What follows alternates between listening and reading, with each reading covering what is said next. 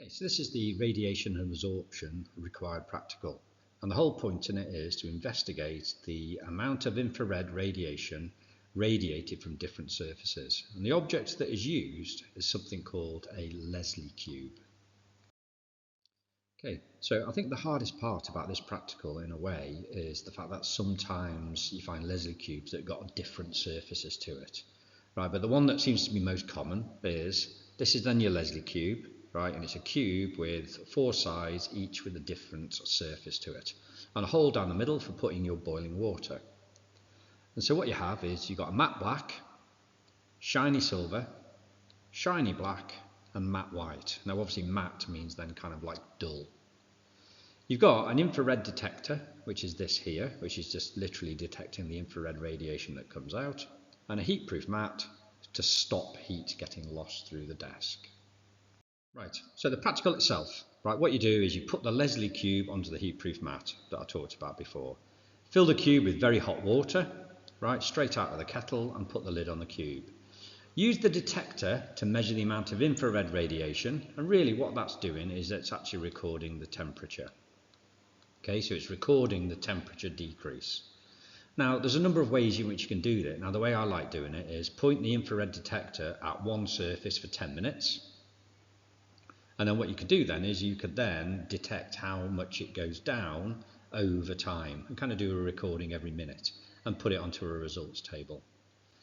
Now, the key to it is then once you've done it the first time, then you move it to another one and you need to keep it maybe 10 centimeters away. Right, the distance between the detector and the cube needs to stay the same.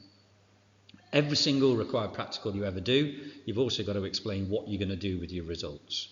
Record them on a table, plot a graph, draw a conclusion. Now, your variables. Don't mess. Dependent is measure. So what are you measuring during the practical is the temperature change. Don't mess in class. Independent, change, so then you're going to change the surface. You've got 4 surfaces. The control, distance of the infrared detector, right? Those kind of things that are then involved. The heat-proof mat, the time between each reading, right? Different things like that. Now, what you might do is, and I just literally Googled and I found 4 or 3 different cooling curves. I found black, dull grey, white, silver, right? These are all just Googled for GCSE required practical, the one that we've just talked about. We've got black, dull grey, white, silver, which kind of goes with that one. We've got shiny white, shiny black, matte black, all right?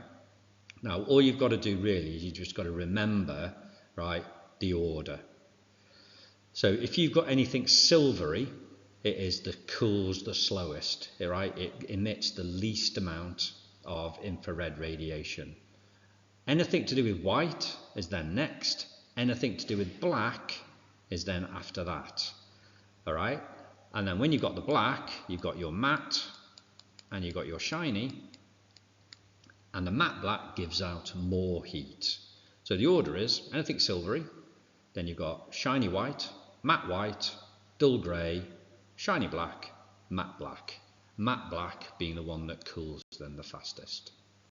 Right, so what we've got in that practical there is, you've got to remember the fact of the Leslie cube. You need to look at what surfaces are then involved, and just remember the order, right? So silvery, which is obviously shiny anyway, and then you've got shiny white, you've then got matte white, and then you've got shiny black, and then you've got matte black.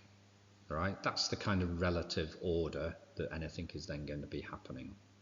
Make sure you plot your graph accurately, right, and then this is then your conclusion to the required practical itself. So now you've watched the required practicals. Now what you've got is instructions about what you have to do. If you're unsure about anything to do with the video, then you need to go back through it. In the exercise books, don't write out the questions themselves. For shorter answers, just write out the answers that you're using in the question, Longer answers, do a plan, make sure you get the right order, and then bullet point or small, precise paragraphs. Don't do long reams of writing, it's not the way to do it. The questions are then on the next slide. Pause the video, and when you've written the questions, review and see if it all makes sense.